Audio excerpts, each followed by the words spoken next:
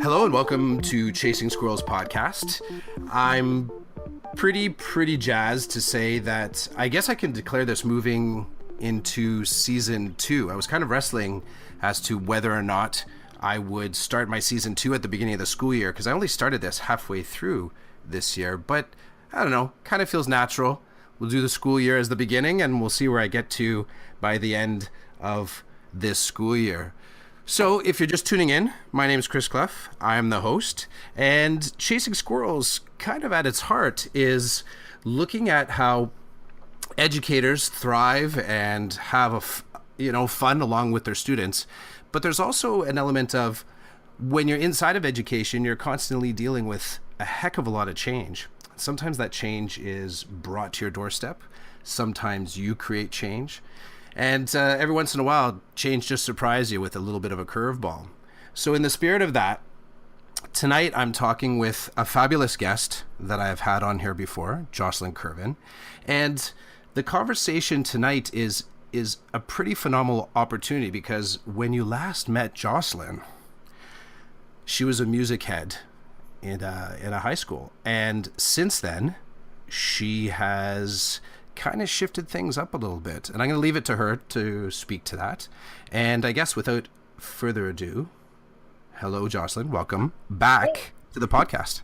Thanks, Chris. Happy to be back. Yeah, we almost sound like you were mid-tea gulp or something. Like, I got my stuff set up here to have our good long chat. So yeah, that's all good. I know. I've often thought I should post to Insta or something like the cruddy recording studio that I put this work out of, because it really is. Like I looked to the right and there's a sump pump. Off to the left is a toolbox. I think that's a bag of garbage I should have put out today. And then I've got it is the way of the stuff these days. It is. You know what? This is the original makerspace. It's like old man makerspace. There you go. It's maker/broken. Karen has actually said, my spouse has said, this is the most pathetic man cave I've ever seen. And I'm like, what do you say? I didn't even know what to say. Honestly, I'm like, that's so judgy. Ouch. So, Jocelyn, up your game there, sir. Up your game. You know what? I will if I had the budget. That's the thing, right? If I had the budget. So, when we last met, we were talking Teach Like a Pirate. We were talking gamification. Said it right that time. Yep. We were talking about a little bit about micro-credentialing and the necessity of kind of going to conferences and learning outside of your PLN. Mm-hmm. And all of that was, I think, I don't think your current story was even playing out yet. So shape it out a little bit. What portfolio, what was your portfolio when we met? We spoke back in February. Back in February, I was a music department head at a high school in York Region, teaching about anywhere from 150 to 200 kids over the course of the program each year. A relatively small school that was seeing some declining enrollment, but a pretty strong music program as far as comparative to the school size goes. So I was running a junior band, a senior band, choir, vocal classes, heading off on field trips, music festival performances, all those kinds of things. So the standard high school music world that was part of my picture for a very long time. I'm gonna throw some gold stars your way too, because I was one of the fortunate recipients of being able to go on a trip with you. That's right. Yes, I also got to work along with you and see your dedication and commitment to student success and just student excitement. And one of the other topics that came up in our convo that I really think speaks volumes to your involvement as an educator was you spoke time and time again about building family and building it. The curriculum will get you partway there. The teaching strategies, sure. The awesome activities that you do, sure. But there was always an element of you had to have an edge. You had to have a little bit more. in your toolkit. So shake that out a little bit. What was some of the extra crick that you were throwing down just to kind of build that family connection to music? A lot of, yeah, and it's interesting that you speak back to that, because that's going to play sort of a fairly big role in how I see things moving ahead, actually, after this new change. I run, like a music council, for instance. And there's an executive, so there's always presidents, vice president, treasurer, secretary. We usually do co-presidents, so the kids have each other to lean on. So there's that. So that little group works to support the bigger group, and what kind of ideas do people have? How can we help? What can we do? All that kind of stuff. So then we would do social activities like host a movie night where the kids show up after school and we watch a movie and have some pizza and play some Pictionary. We would do things like day trips down to the opera.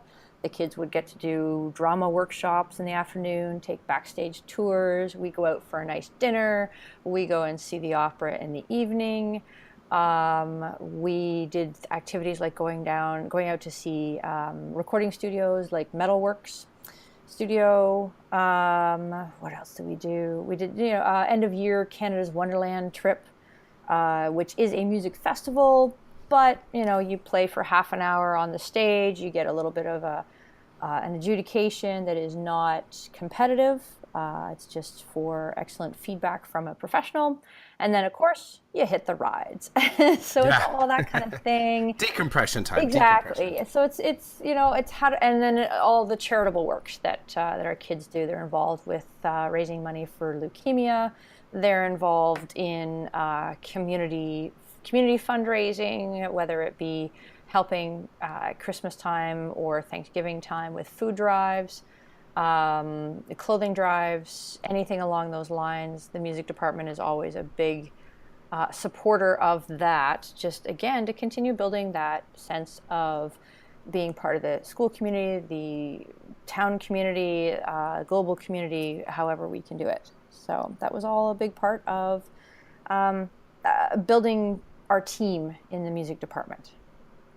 And it was, from the outside, our departments didn't there was no real way, me being in sort of alt ed and the foods, we didn't have a clear way for us to overlap, but observing your family in the school, it was, and it was understood and it was known, and the students, it was clear that that the courses were there, that the curriculum was there, and the learning was there. I mean, you only had to go to one of your concerts to see that these kids they're definitely learning. They arrive and they perform, right? Yeah. But there was an X factor there.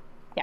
And, I was proud of the work that you did, and I know the school was proud of the work that you did. And it's interesting because I remember way back in the day when I was still working restaurants, and one of the bosses that I worked for, one of the owners, he was a big proponent of sort of making big moves when everything is going good. Yeah. He actually said you have zero momentum to make positive change when you're kind of at the bottom of that valley. Yep.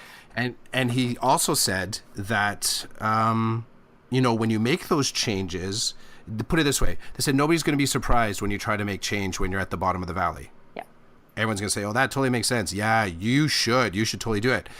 They're going to be completely supportive of your change when stuff's not going all that great.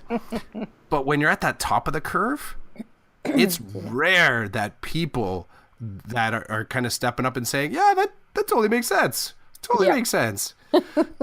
So let's bring it up to present where we are now, and then we'll rewind the tape again. So what are you stepping into September? So in September, I am leaving the classroom as far as being a classroom teacher goes. I'm leaving music, which I'm still getting my own head around. And I'm stepping into a sort of a centralized position called a Digital Literacy Resource Teacher. So a DLRT in the York Region Board. supporting staff now. So teaching teachers or supporting staff in their implementation of various technologies or modern learning strategies. So supporting staff and administrators and schools as they move ahead with new ideas and innovative strategies and so on. So, and I'm supporting about 6 schools, I think, in the west end of our board. So that's my new role.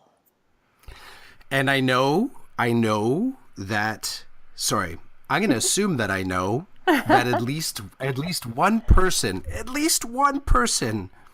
let me do a quick reenactment. Why would you do that? and I don't was that okay? That was okay. Yeah, that's good. Thank you. Yeah. Okay. So here's the thing. Why would you do that? I mean, so loaded, right? Mm-hmm. Here's what I'd like to tease apart, because we did the point A, we've done the point Z. Mm-hmm. What I think might be a better question is how. Right. How and what. I know for a fact there are educators out there that would love to create change in their portfolio. They would love to apply for a different position within the board. I know that there's other educators that don't necessarily have the steps or the, let's say, self-awareness, or that, let's say, that sort of a little bit that motivation. You know, they want to keep their portfolio because it is a safe portfolio. Maybe they'd like to try something. There's a whole lot of stuff that's rolled up in that. So to ask why you would do that, I don't know. I think when someone asks why, I sometimes feel like they're kind of telling you that they would never do it. Right. But if someone asks you how, or what you did, then you got someone that's curious about process. Yep. So I'm going to take you back. Let's say, let's roll back the tape again. We'll go back to, let's say, we'll do a time frame here. Let's say February, March, April. Yeah. And how did you, we'll do it this way. What did you notice about yourself that either change was happening or that it was kind of in the zone, like it, because it's easy to, you had an involved program. You had one where you were not only delivering curriculum, but you were a player in it. You were an active member, side by side leadership. You were sort of playing and enjoying your role. How did you notice? How did you notice that change was something that you were kind of craving? How did you have time to sort of like pay heed to that or honor that? All right. You know what? It was, it's interesting you ask about that February, March kind of time frame, because that, I got to be honest, that's about the time at which I thought, I really started thinking, I need to make a change for myself. I wasn't sure what that change needed to be at that point in time. This was as far as a school year goes, this past 2016-2017 school year was a little more challenging than most. Ups and downs here and there and stuff. And by about February, March, I had the chance to sort of talk this through a little bit more than I have in the past, and started realizing that some of that struggle was becoming annual in a sense. And although this particular year was, like I said, was a little bit more so, I started sort of looking back at where I was, the previous year at the same time, and the year before that at around the same time, and started sort of thinking about, is this where I want to be again next year? And if not, what elements am I going to change to sort of be in a better sort of headspace for myself and for my students that I'm interacting with, or with staff, those kinds of things? How drastic a change do I want to make? Do I want to make a small change? But I kind of started feeling like, yes, something needs to change, and what is it and how do I do it? And I started looking at, well, what do I enjoy really kind of doing? And I started to realize that I was spending a lot more time exploring the digital world and spending a lot more time learning about new tools and things that were out there, getting my Google certification, looking into new ways of teaching in my own classroom that might involve digital sorts of stuff. I started realizing that I was becoming more and more one of the go-to people on our staff when it came time for people who had questions themselves about, hey, how do I do this? How do I do that? And I started realizing just how much I enjoyed being able to help my colleagues as much as helping my students. And so as the months sort of went on, I thought, well, maybe that's a direction I need to look at, and see how I might ease my way into that.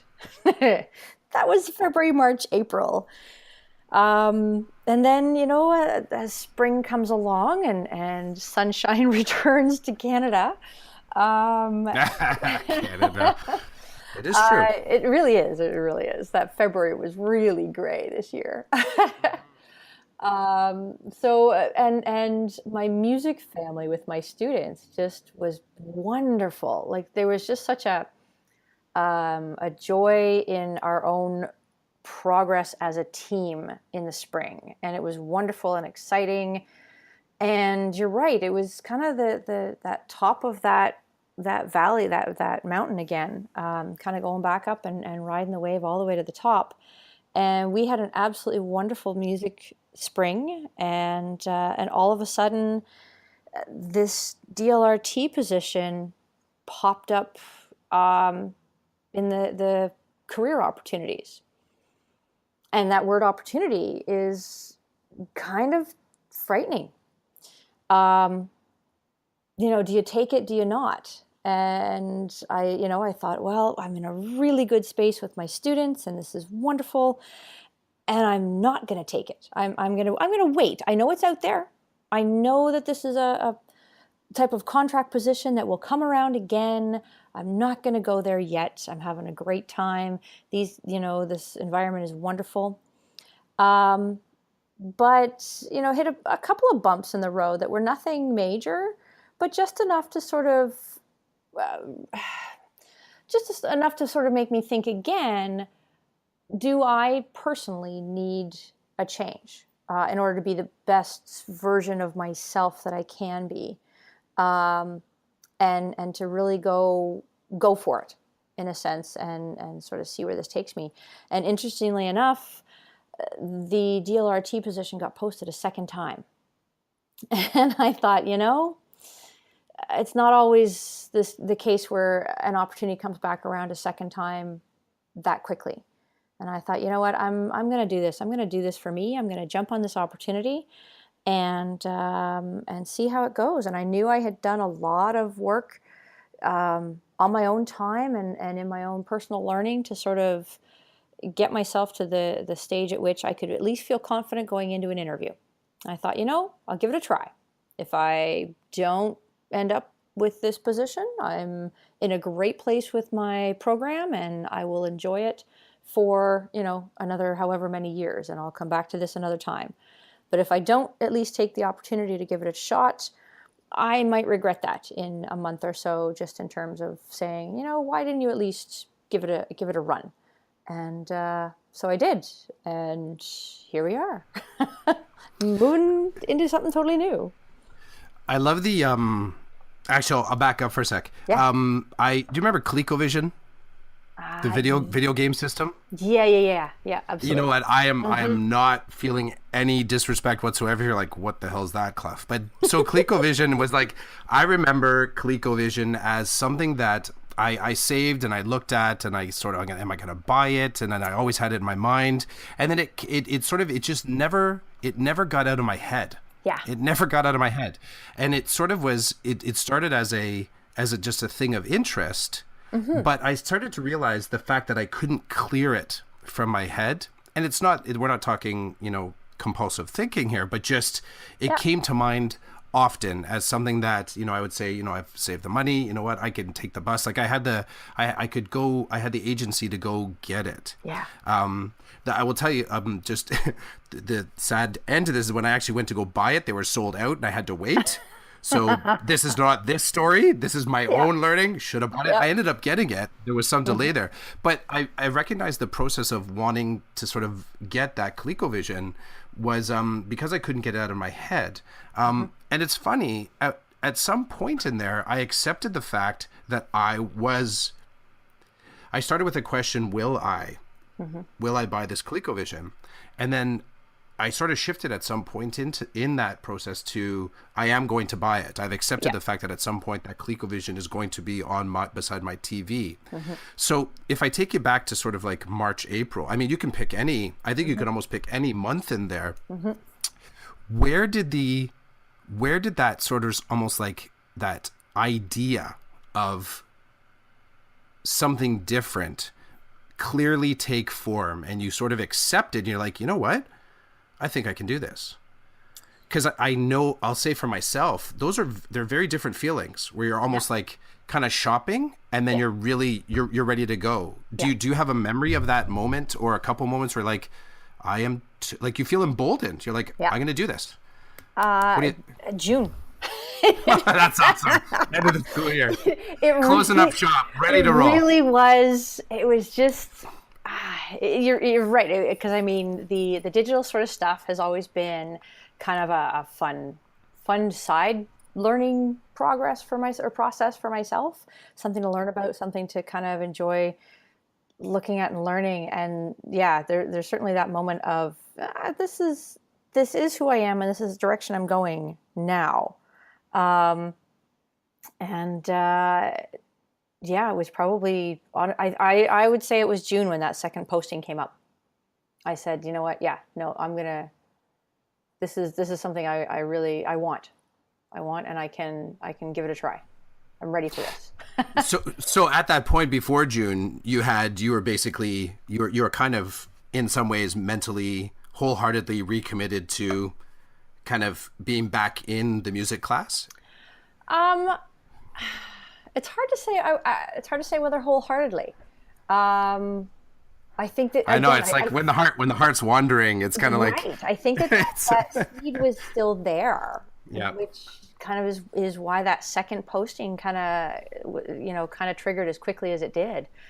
I was looking forward to kind of to certainly embracing the program, and heck, my school is implementing the International Baccalaureate program in the fall. So there's a lot of people that I know are looking at me going, "Are you nuts? You're walking away from a growing program."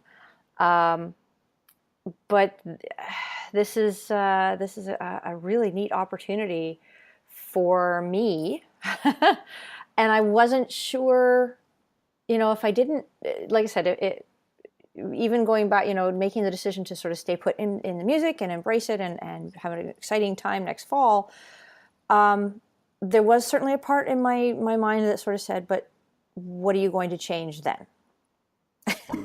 So if you're not going to take the DLRT job, and that was, like I said, after the first time I saw the posting, there was still that recognition that I was going to have to make some changes for myself in some way to make the next school year different somehow than previous school years in a very similar environment. And I wasn't really sure how to do that yet at that point. I'd have figured that out, I'm sure. But it was recognizing that it was time for change in some way, shape, or form. So when the second posting came around, I thought, this is what I love right now. Let's go for it. So I did. So it almost sounds like it was a bit of a two-stepper. Yeah. One, accepting that just in general, you needed to shake things up. It's almost in that thought frame, or almost like a thought experiment. Anything could have happened. Absolutely. One of the things that just happened to happen was the universe said, "Hey, yo, by the way, we're reposting the DLRT thing." You're like, exactly. I think if I'd gotten a call from a principal in Hong Kong and although that may sound far-fetched to some listeners, I did do some summer teachings in Hong Kong. If I'd gotten a call from one of those principals and they'd said, hey, we have an opportunity for you for a year or so, I probably would have jumped on a plane too.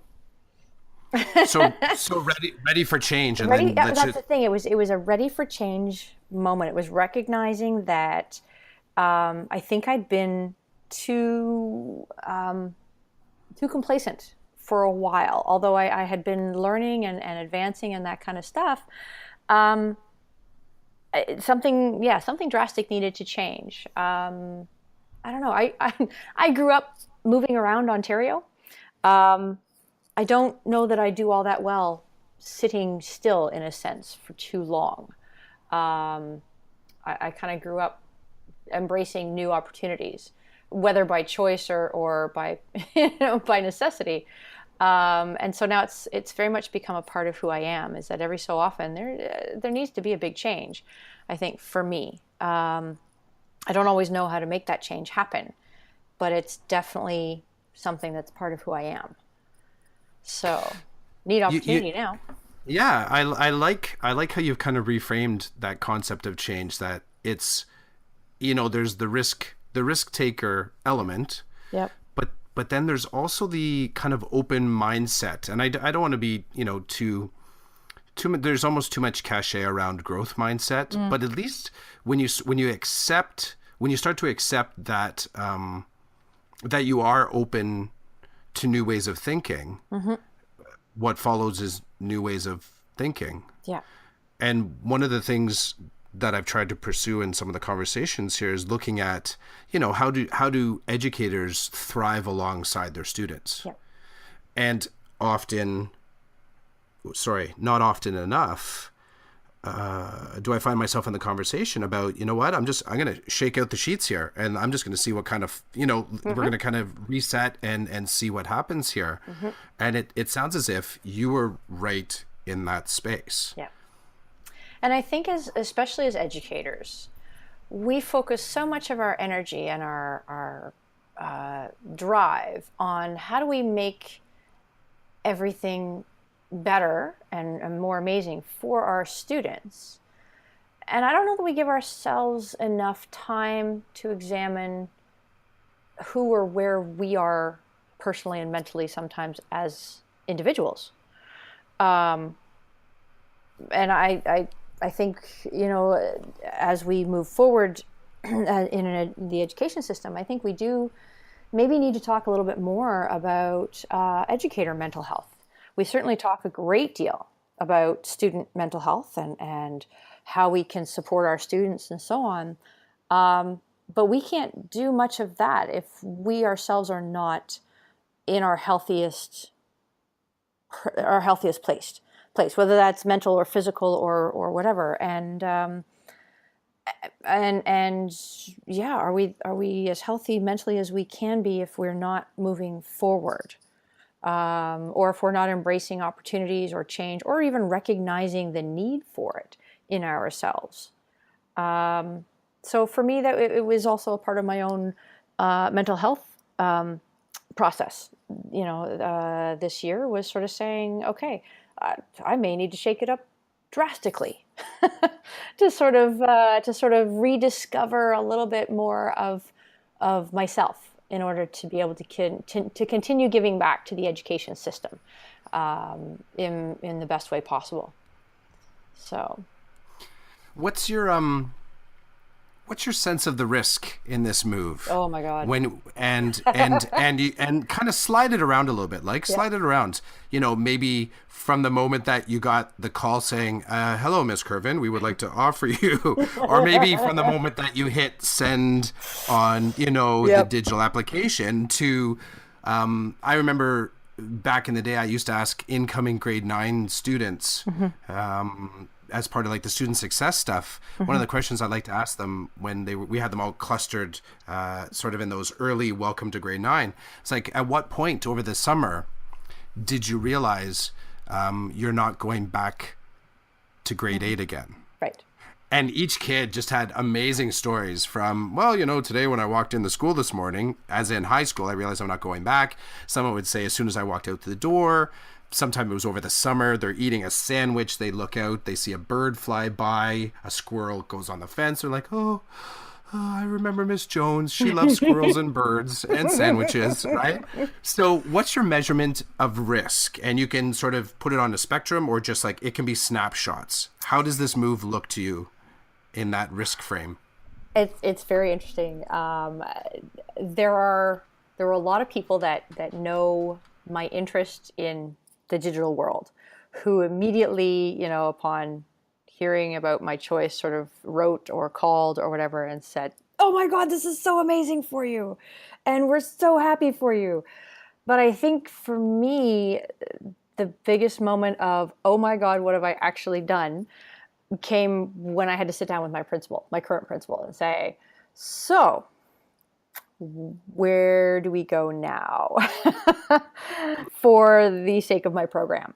And then it was trying to explain it to my students when this has not been on their radar in any shape whatsoever. And we had, like, because I got this job so late in the year, I actually got it on the Wednesday of exams. So we had finished school. The kids were done. They were all, like, everybody assumed we would be coming back to status quo next fall. Miss Kervin running the band and the choir and all that kind of thing. And then the whole foundation shifted. So yeah, those are sort of the moments where the big risk kind of, I kind of looked at it and went, wow, when I said change, I guess I meant it. Here we go. What did you keep centered in those moments when you were, because it's, you know, there was this is sometimes the way that these positions happen, right? Yeah. Like you could have found out back in March and then been faced with, well, do I tell my students right away, or do I wait till the Wednesday in June during the exams to tell them? Yeah. You know what I mean? So what kind of kept you centered? Because that can have a high rattle factor to sort of have that possess that information. Yeah. Holding on to that concept of this is important for me, and knowing that I am excited about this next step in my own learning process, in my own path through the education system. I'm really excited. I'm really looking forward to this. I'm so enjoying the idea of being able to use what I've learned and what I know and what I'm going to learn to help and support others. So hanging on to that in the whirlwind that came after was really crucial, still is crucial. This week, as kids start to think about heading back to school, I've already started receiving messages and emails from students with questions about the fall. And they know I'm not teaching, but I'm their go-to. So, you know, the whirlwind continues. So, but what was also, I think, really neat was having some of my senior students, for example, my 11s and 12s, come back and say, we're really sad you're leaving, but you're going to be so great at this. You know, we recognize that this is something that you're good at, and you're going to be awesome and amazing and have fun, and I'm so happy for you. So that was an option, a way to hang on to as well. Was recognizing that even they saw in me some of this interest and being able to sort of show them it is okay to take risks and jump and go for it when you need to do that. The just after I guess making it public, and I'm sure it happens. I mean, so I'm not sure it happens in hits and fits, right? You sort of, there's clusters, and then there's the email you'll receive. You're going to get a phone call. Like, it becomes very quilty and sort of piecemeal as the message makes it out. Yep. But just that moment of declaring externally that the thing was going to happen. What did that do to your headspace?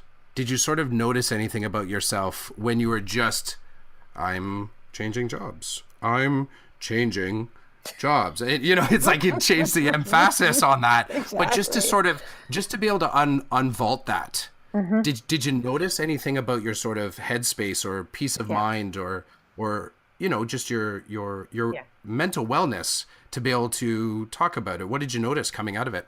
There's a new excitement in my own mind. There, I hesitate to be cliche, but there was definitely a lightness to this feeling of, okay, I am making change, and I clearly needed it because I feel good about this. And I'm looking forward to this. And I know that there are going to be major bumps in the transition period. And, helping support whoever comes in to maintain my previous program and all that kind of thing. But I'm okay here.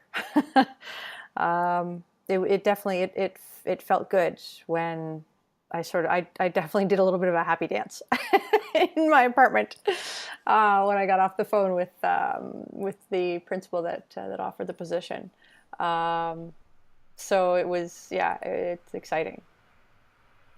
So you kind of mentioned that transition, out of program. Mm-hmm. What do your thoughts look like now as opposed to, let's say, in June, as you're sort of, you're putting away the tuba sanitizer and you're sort of closing time, right? It's that we can and I'm not intentionally trying to make it weepy, but we have these moments of, they really are these moments of clarity where and you don't have to, I mean, sometimes we have people around us, but the world really does slow for a moment and you realize this is the moment of change. Yep. And I'm about to walk through it. Yep. Did you honor that sort of, what was it look like, sort of that honoring your transition out? Was there celebrations? Was there, how did you leave? Did you leave well?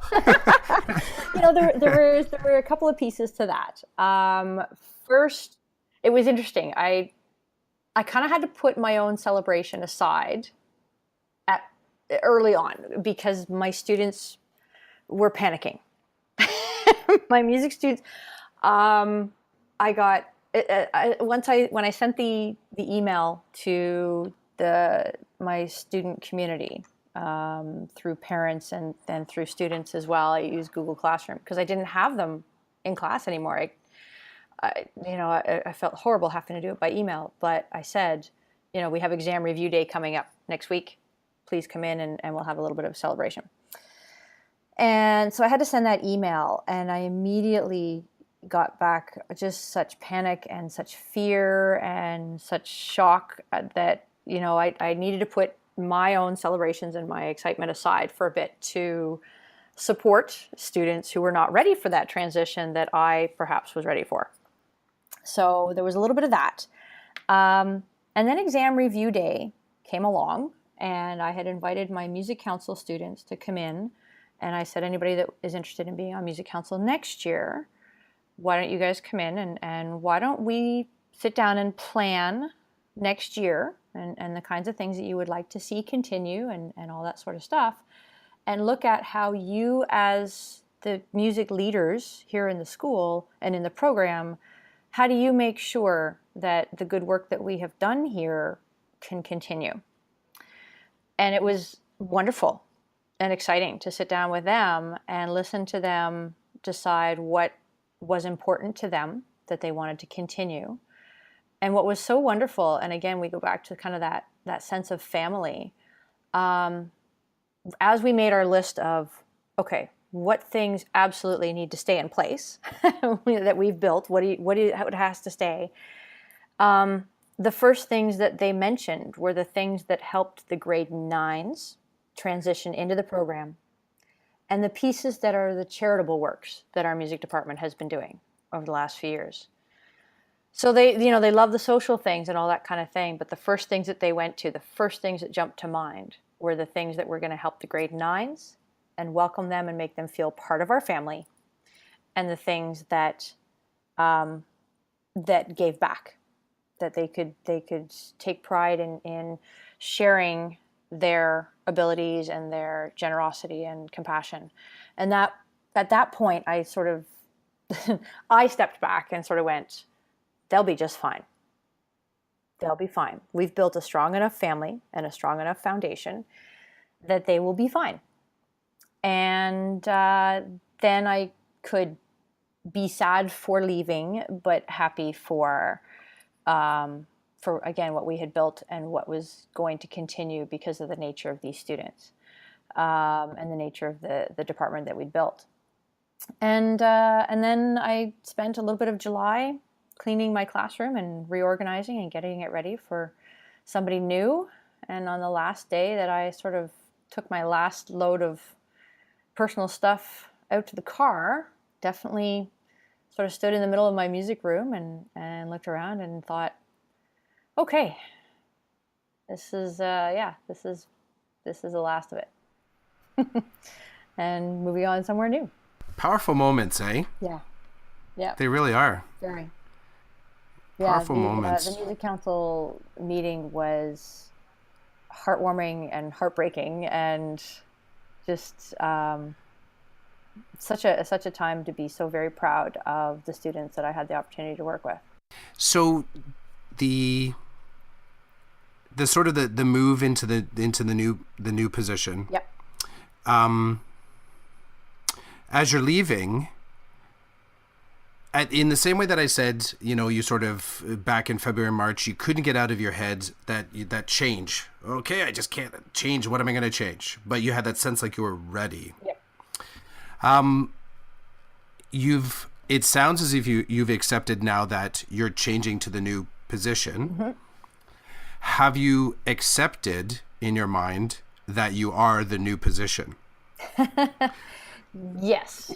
Which is I'm not trying to be overly cerebral here, Nope. but each piece becomes kind of like another chess move. Yep. Towards the next version of you. Mm-hmm. And often, we started this a little bit by talking about the why you would do this. I think Yeah. this is what we've talked about now for like 40 minutes is the how. Yep. It really is the how. And I think in order to honor a transition between jobs, I would say, we're talking about education, but even, we won't even have the time necessarily to get to. There'll be for episode 2.0 on this, but the sort of the implications in personal life too, right? Because when you do this, it would be naive of me to somehow think that all of the sort of feels happened just within the classroom. Right. The conversation happens again and again, and sometimes as we tell the story of our change, Yep. we become the story. Mm-hmm. Mm-hmm. So do you feel like you've become, at least you've sort of stepped into the next version of you, or is it sort of you kind of need to be in September, you need to be next Nope. Tuesday or Wednesday, you're there. I'm there. You're there? It was even last week at one of the ed tech conferences. I was not a music teacher at this particular event. I was a digital literacy person. Digital resource teacher, and so it was exciting, and I've already started getting emails from staff that are in my new schools that need some help, and I don't introduce myself now as a music teacher necessarily. I introduce myself as a DLRT. So that is who I'm going to be for the next little while. So That's pretty cool. it is. What is it that you did? What was it that you did at that conference? You had mentioned before we hit record. What'd you get a chance to do? So I went to the EdTech conference kind of on behalf of a company called Soundtrap. And Soundtrap is a new music startup, music software kind of startup, similar to GarageBand, but not platform-based.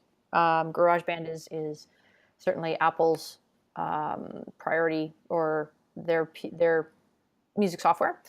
Soundtrap is more globalized, and it's online, and it's collaborative, and it's exciting, and I've been using it in my classrooms, and so I sort of emailed them, and we've been back and forth about some other activities and stuff here and there, and emailed them and said, hey, do you have anybody that's going to be at this conference? And they said, no, we don't. Would you like to present? And I said, sure. So I went to present information about how to use Soundtrap in the classroom, because that's what I've been doing. So, but it was also, I wasn't doing it just from a music teacher's perspective. I was sort of looking at, well, here's how you could use it if you wanted to podcast. Or here's how you could use it if you were in a primary class and wanted to have kids add a soundtrack to a storybook or something. So, all kinds of, those, again, thinking outside of my music box now, and looking at how would other teachers want to use a tool if they have the opportunity. So that was what I went there for, and to take all kinds of workshops myself. Of course. I mean, I'm going to the Peel EdTech in September. Excellent. So I'm looking forward to it's like hunter gathering, foraging. Yeah. Bring stuff back. Maybe I'll present there too. Who knows? I'm gonna try and go at least. Yeah. What are you bringing with you from your music background? Oh. We've been talking a lot about sort of transitioning, but I always like to think of, becoming something new is in addition to what you are previously. So what are you going to be stealing from your musical past into this new portfolio? Or let's say sneaking in? What are you going to be sneaking in there just to sort of keep that connection? I'm going to be encouraging the use of the arts in as teachers look at alternative and exciting and innovative ways to do things. That connection to the arts can be so powerful, and bringing with me that collaborative sort of environment that I have always worked in, and that sense of, hey, let's see what we can do together as a team. Let's see how we can help each other move forward. Let's not be shy about trying something new. Let's just go for it, and bringing all that sort of thing with me, I think, and again, that sense of, or that awareness of the importance of the arts in learning, and making connections, and bringing in the experiential learning that is so very important for young people today. So that's awesome. Definitely awesome. I got one more question for you. Sure. Just as I guess a little bit of a wrap up. Yeah. So, what is it? I kind of said the how did you do that? For me, in the least, is a far more powerful question to sort of shape out a little bit, instead of the why. But if someone did ask that, how did you do it? How did you make that change? What would you sort of, what would you kind of like pull out of your experience, this experience of transition? What were one or two of the kind of key things that kind of kept you moving forward, or kept it manageable, or kept it hopeful? Even that kept it realistic. Yeah, so someone said, like, how did you, in the sense of it's. You can really achieve these things. Yeah, exactly. So someone says, Jocelyn, like, how did you do that? How did you go? How did you get out of? Because in some ways, I think it's how did you get out of the classroom and get to this entirely different school of a job? Like, you're in a different location altogether. What would you kind of throw in there to give them a little bit of a positive pants kicking? Sure. You know what? There's a few things I would definitely say were part of the picture. Number one, exploring my own interests, like really making time to do that, to sort of say, I'm going to spend half an hour maybe watching a tutorial, or I'm going to participate in a Twitter chat once a week if I can. if I can't make it into the Twitter chat, I'll look at the transcripts later on. But taking that opportunity to explore my own learning interests was the biggest piece to starting the ball rolling. The second sort of thing was starting to make connections and finding people who would continue to help me learn. So the current DLRTs in York Region have been a huge source of support and encouragement for me on my learning journey, and have really been inspiring. So making those connections and finding people that actually, yes, that inspire you to sort of say, you know what, I can do that. That's kind of cool. And then, being brave enough to sort of say, how did you get there? What do I need to do if I'm interested in that path? And having those conversations. So that networking piece and that personal side of things, where you actually start to make personal connections and reach out, is a big part of it. And then just being open to opportunities, even if it seems like the strangest time to make it happen. It might just be the right time to make it happen, regardless of how it seems. So those are kind of the three pieces. I think that pursuing your own interests, making time for it, however you manage to do that, finding other people who are already involved and can be supportive and inspiring, and keeping an eye out for any of those opportunities to make something new happen. I love the story. Hey, I can see it in the banner. You too can do this. Right. I'm going in such a shockingly different direction in some ways than I have been. I've been a music teacher for 18 years. But this is in some ways shockingly different. In other ways, not surprising at all, knowing how quickly I sort of change paths and enjoy learning something new. This just happens to be the newest stuff I want to learn about. This is the way for me to do it. If someone wanted to reach out to you, talk further, they wanted to sort of hash it out, they wanted to ask, but why? Why did you know? But hopefully the pursuit now is how. Yeah. How, some of the minutia of it. Yeah. Where would you like to be found for any other conversations that come from this? I am easily found on Twitter. My hashtag on Twitter is @jkervs, JKERVS, which was a nickname students gave me a long time ago. Was curves. So the J Curves has stayed. So if you're ever looking for me, that's usually where I am found. Is the easiest place to look me up is on Twitter. So I love it. You're taking your roots with you. It's pretty sweet. Absolutely. Jocelyn, thanks for hashing this out with me. I really appreciate you coming back on the podcast. Thanks, Chris. I'm glad to be back. It's interesting to have this second round of conversation where, things have completely changed since the first time I was going to around. say, it's so different. And it was so not on the radar last time. So there's a beauty to it, and I'm totally with you. I think I mentioned to you before, we talked a little on text. It makes sense. I don't see any bump in the road. I see an evolution here. So it's the right move. It's the right move. All right. Thanks. All right, man. We'll talk soon. I'm sure we'll connect into the either in the digital hallways or at some conference. Like I said, I'll be at that Peel. Are you going to? You'll probably be at EdTech as well. Yep. EdTech. I'll be there too. And all those kinds of things. So. Cool, yo. I look forward to coming and throwing the big hug on you. All right, we will catch up for sure. Okay, enjoy the last few days, and definitely enjoy next week when you get into the office. Thanks. Cool, take care. All right, you too. Chasing Squirrels podcast can be found on Podbean and iTunes. If you want to have a conversation on the podcast, please reach out to me.